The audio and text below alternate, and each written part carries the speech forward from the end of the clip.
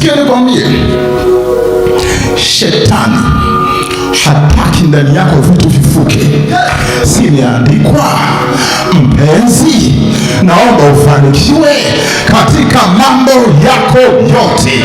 Sio matatu, sio manne, sio biashara tu, sio ndoa tu, sio kazi tu, mambo yako yote, mambo yako yote, mambo yako yote.